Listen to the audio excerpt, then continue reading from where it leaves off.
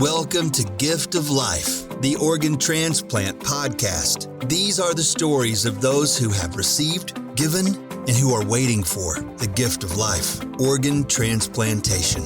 Now here's your host and heart and kidney recipient, BJ Odom. Welcome to the Gift of Life, the Organ Transplant Podcast, where we explore the extraordinary world of organ transplantation.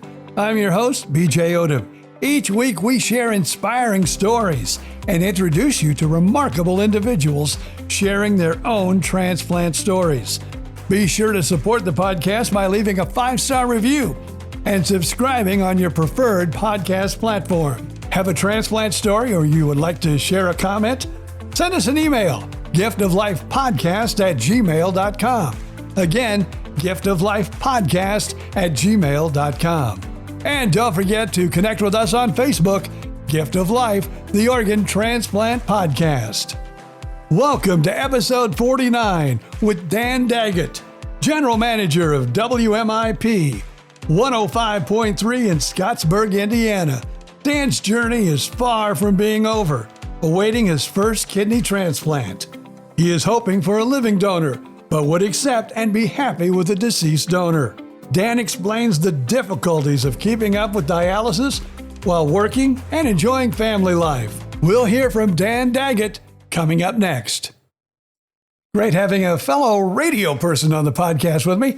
To kick things off, Dan, why don't you tell us a little bit about yourself? My name is Dan Daggett. I'm 59 years old, been in radio since I was about 18, mainly in Indiana, but also worked for a few stations in central Illinois for a few years. Radio's been the only thing I've ever done. Sounds a lot like me, young man. Yeah, once you get it in your blood, it's hard to go. I always say it's an addiction, and it's one of the worst addictions in the world, but it has paid a lot of my bills, so I guess I can't complain too much. Nobody listen anyway. Well, let's get started because actually on this podcast, a lot of times we talk about people who have either received, given organs and donor families, but it's been a long time since I've actually talked to someone who is waiting for their first organ. So let's start out by your journey.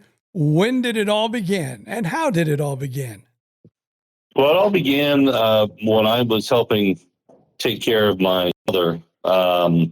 She had many health problems, but most of them were related to polycystic kidney disease, which creates cysts on the kidneys that fill with liquid and cause the kidneys to lose function. It's hereditary disease, and it was on her mom's side of the family. Her mother, my grandmother, passed away from it in the 60s. And she had 4 daughters, 3 of them, including my mother, have it. 2 of those 3 have passed away now, including my aunt and my mother. My mom passed away in 2015. And for the last year and a half of her life, I would meet her every dialysis session she went to just to make sure that she was okay and that she was ready for the day's treatment. And following her passing in 15, I was diagnosed myself in 2016 with, at the time, stage 3 polycystic kidney disease. So how long have you been on dialysis now? I've been on dialysis since about the start of the year. I have a terrific nephrologist, and he helped me kind of manage the downward decline of my kidneys and their function. And the goal had been, obviously, to find a living donor, if needed, to go on dialysis when I reached 10% function. It kind of skipped 10%, went from 12 to 9 very quickly. And so the call was made to the nephrologist and my wife that I needed to get on dialysis. Something I really had been trying to avoid. I knew it would come, but I was really trying to avoid it. My mother had a heart attack during dialysis and did not recover from that heart attack. Yeah. She was on life support. She was on life support a couple of weeks at the hospital. The sad thing was she was do not resuscitate at both her assisted care living home and at the hospital, but not at the dialysis center. So they did everything they could to revive her and gave her a heartbeat, but she didn't regain consciousness for 2 weeks. And at that point, the doctor said, we had to have that tough conversation to let her go. And that was in October of 2015. Now, how are you handling dialysis? Because like you said, it can be taxing on the heart. How are you doing? Yeah, they've had some issues with heart rate being very low. Part of that is because part of what dialysis does, it not only cleans the blood, but it also removes excess liquid, excess water that your body no longer take, that the kidneys can't get rid of. So dialysis does that. And if you take that off too quickly, it can cause blood pressure problems. And we've had, a couple of instances where my blood pressure has dropped low and they've had to stop the machine from taking water and just let it cycle the blood. But all in all, it's not a fun process to have. They're not the kind of needles that you get a shot with. They're larger needles to move blood in and out of your body. And you have 2 of those in your arm for 4 hours a day for 3 days a week. Is no fun. No kidding. And it almost becomes a full-time job. I remember that I was doing a morning show when I was on dialysis, and what I would do, and I would leave, immediately after my morning shift and go straight to the dialysis center. And then by that time, I was pretty worn out for the day. How are you doing? Because you are general manager of a radio station there in Indiana, and me being in radio, knowing that general managers stay pretty busy and can have hectic days. So how are you handling the whole situation? Yeah, I had originally a dialysis schedule that was Tuesday, Thursday, Saturday, and that gave me a little more time in the office, but was also, took away the weekend. So we moved the schedule to Monday, Wednesday, Friday, and I have to shut down my office at about 10 in the morning to go upstairs and get ready. My official start time is 10:55, so I'm usually on the machine around then, and then I dialyze for 4 hours, so it's a little after 3 when I get back, so it's a big chunk of the day. I have a terrific team. We try to work ahead as much as we can. I try to have, all the sales packages and all the promotions set 90 days out so that we aren't working from behind. That helps a lot. I've got a terrific program director that takes care of the upfront, that keeps that on-air team rolling. And they know I'm listening. Even if I'm not around, I'm listening. Yeah, that's when I was, working in radio as an operations manager. And it was even funny, and my wife would just get so annoyed, but it could be overnight. But the radio station was lightly playing in the background. I mean, it's just, I don't know. Exactly. It's just something that we learned to do, I guess. Now, you talked about this living donor. How is that process going, or have you found, or are you still looking for that living donor? We are still looking for a living donor. There are a lot of criteria that people have to go through. I'm on the Indiana University transplant list, and in early June, my wife and I will travel to Cincinnati for testing and consultation to go on the list for the University of Cincinnati. So we'll be on 2 lists for a living donor. One of the challenges is, unless you know the person, and I speak from experience with IU transplant only, that unless you know the person going through the process of being tested, you really don't know, because of HIPAA laws, you don't know what's going on. So one of the hard parts about the whole process is just not knowing. We have a little bag packed with a few clothes and some cash and immediate necessities. If we get the call from IU, we have an hour to respond, or we lose that opportunity. And they will say you've got 2 hours maybe to get to IU and be ready. We've been on the list since August of 2023, so we're getting close to the 2-year mark. So we really could get that call at any time. We just have to be ready for it. Well, I'm going to wish you the very best of luck on that. And if people don't realize too, there are different ways that you can donate. One, maybe you're not a match for an individual, but yet you can still be the donor and your kidney would go to another person that you have a match to. And that way you would be rushed in. And as soon as they found that match for you on that chain, then you would also get the kidney. Now, is that the same in Indiana? Or are you working on that program also? That's also, IU does do that as well. Kind of a daisy chain type of match that if somebody wanted to donate and they couldn't match my kidney, but we're still willing to donate, that would move me greatly up the list. You can go to a great way to get information is on Facebook. If you look for my page specifically, it's kidney, the number 4, Dan, kidney for Dan. And you can follow along with my progress. And then there's also useful information for general purpose on how to be a donor. You can also go to Donate Life Indiana, donatelifeindiana.org, which has some terrific information, and I'm sure each state does as well. There are a lot of ways to help people. In my situation, there are over 100,000 people in the U.S. looking for a kidney, and every day 16 people die because they don't have a kidney. So it's a hidden battle that a lot of us are fighting. And I talked to a gentleman about a year ago, and it was a very interesting conversation. He had a wife, unfortunately, that passed away, and then he needed an organ like a few years later. But when his wife passed away, he said, well, I just couldn't see donating her organs. It was just so hard to lose her.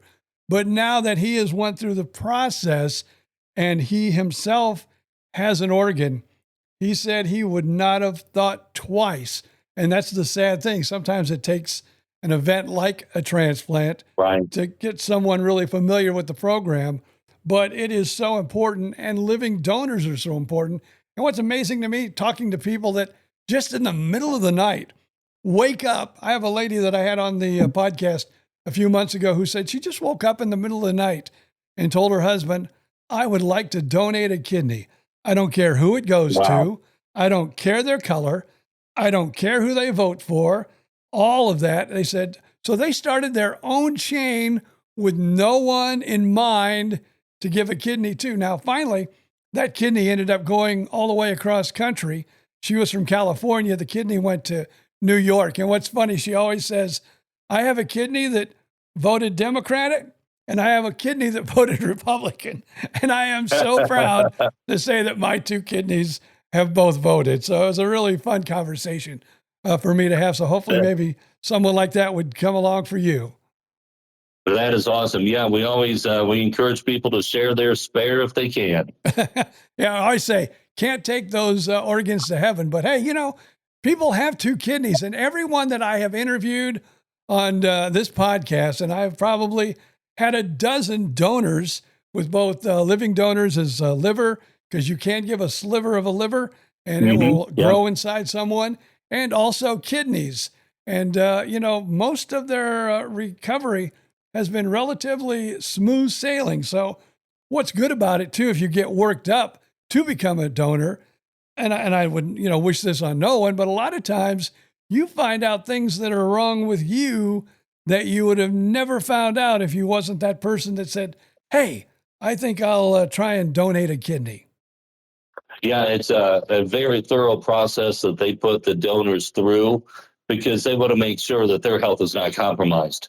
So there's a lot of testing involved. And I know that in my case, all of the testing that somebody does on my behalf is paid for by my insurance company. So there isn't, somebody doesn't have to pay out of pocket to donate a kidney. That's all done by my insurance company. And what's amazing also, now IU, is that in Indianapolis, the hospital you're working with? Because a lot of times, if someone is thinking about a, Dan, for instance, and I want to donate to Dan.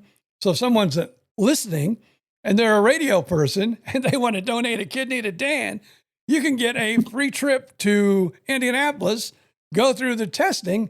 And of course, if you become a donor, that is awesome. But even if, you're not the one that would be perfect, you still get that free trip to Indiana. In fact, I got a girl here. Still a free trip to Indianapolis. Yes, exactly. I got a girl down here in Florida that's going through the same problems, but she has a lot of antibody problems because she had a previous transplant. She's had some blood transfusions. She's had, lots of different problems where her antibodies are just so out of whack. She is having I think she's been on the list now for about 8 or 9 years, but it's all because of antibodies. Wow. That's amazing. Yeah. So, she has people, trying for her almost on a daily basis. And I pray that she gets that kidney in a quick time, as I do you too, Dan, because I know it's no fun on dialysis. And unless you've been on dialysis or someone that's on dialysis, you're working. I did I basically was working part-time when I was on dialysis. And I'll tell you what, you can't take you can take a vacation, but you've got to set that up if you're going to be out of town, because you're pretty much, your life is connected to that machine where you go 3 days a week. Yeah, it becomes a part-time job, if not more, and your entire schedule wraps around that dialysis time. They tell you really shouldn't miss a treatment, because then it really can cause some harm to what they're trying to do. So they encourage you to get that dialysis schedule and to get it set and to stick with it. And you'll also have the best results. I can tell you that I certainly feel better most of the time after doing the dialysis. My arm is bruised and pretty sore some of the time, but a small price to pay to be able to overall feel better and to be able to do more activities with my wife in the evenings and go out and do things on the weekends. It's been a couple of years where I just really felt unable to do that. So there is some positive to being on dialysis. And in this situation, you try to look for the positives. Now, do you have a graft or do you have a fistula? A fistula. I have a fistula. Yeah, I have a fistula that was put in at the end of last July, and the doctor was so proud of it. He came out after surgery and told my wife it was one of the best fistulas he'd ever done. Yeah, because I have a graft, and no, it's a fistula. Yeah, mine's now I forgot it. My kidney. I got my kidney in 2015. I was on dialysis for almost a year. And I think because I had a heart transplant and it was a lot of toll on the heart, they were trying to move me up that list. So it was about a year for me on the list. But I remember, and then I had some complications after the graft and or the fistula. And I needed to go in for something called plasmapheresis and photopheresis, where they need to put a port in you. And when the doctor said, you need a port, I said, hey, this thing still works. And believe it or not, they got to use that. So that was a blessing where I didn't need to go get a port put in because I had the old graft right there on my side. But best of luck to you, Dan. And I want you to give me a call after you get your call. And, maybe we'll have you back on someday after you're blessed with a kidney. And once again, why don't you give that Facebook page that people can follow along and hopefully see one day that, hey, he got a kidney. All right, Dan. Yeah, we'll all celebrate it when that day arrives. That Facebook page to follow along on my journey is Kidney for Dan. The word kidney, the number 4, and then my name, Dan. Kidney for Dan. All right, let's get a kidney for Dan. Anything you'd like to chat about or share with the audience before we let you go here today and get back to that general manager work there? I do want to say, now, what is it? It's I-105.3, right? Yeah, WMPI I-105.3. And you're in Scottsburg, Indiana. That's right, about 30 miles north of Louisville. All right. Well, good luck to you. Like I said, is there anything that we need to share before we let you go? Well, I guess I'd say that it's been a difficult journey. I'm very grateful for my wife, Jennifer. She's been a huge supportive part of this and could not have made it this far without her, but also amazed to find the great people like you along this journey, people that care and that are concerned and trying to help however they can. we've met a lot of great, caring people, and we'll forever be grateful for that. And hopefully we'll be able to talk to you soon about somebody donating a kidney for me. All right. Well, like I said, it's not a fun group to be in, but once you get into it, unfortunately, as you have, we're a big group and we're an open group, and we care about other people and their transplants, and we always honor those, whether they be a living donor, which is always best, or maybe a deceased donor. And knowing that family on the worst day possible decided to let their loved one go and to become an organ donor, and we so much appreciate that, as we do you, Dan. Hey, I thank you a lot. It's been great talking with you, BJ. All right, and you have an awesome day. Dan, thank you. Thanks, my friend. Big thank you to Dan Daggett for coming on the podcast today. And of course, be sure to join us each week for a new heartfelt episode of Gift of Life, the Organ Transplant Podcast. If you have a transplant story, email us, giftoflifepodcast@gmail.com. Again, that's giftoflifepodcast@gmail.com. Follow us on Facebook. And of course, don't forget you can share and like this episode. We'll appreciate that, along with a 5-star review on your favorite podcast platform. Another podcast you might enjoy is myself with my old one-time morning radio partner. That didn't sound good, me calling him old, did it? But hey, we talk about old guy stuff, so what the heck? That's BJ and Bill, the podcast. Until next time, I'm BJ Odom. Thank you so much for being a part of our journey, and remind us all to appreciate each and every day and to treasure the extraordinary gift of life. He was running on empty, heart fading fast. Doctor said, man, you ain't gonna last. But a stranger's kindness, a gift so true, turned the night sky into something new. He got a second chance, he got a brand new spark, like a freight train rolling back from the dark. Gift of life, let the story be told. One heart beats, another takes hold. Give a little, save a soul. Ain't no greater rock and roll.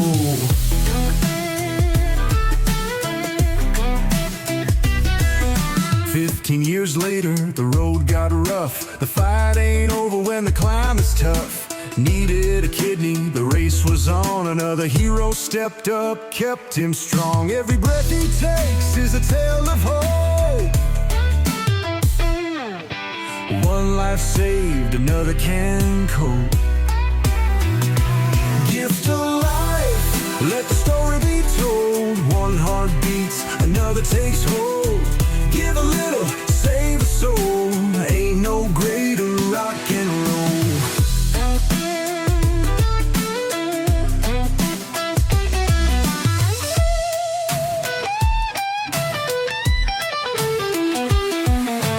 Doctor's hands, a donor's grace, running on down to a brand new place. Second chances don't come twice, but when they do, man, they feel so nice.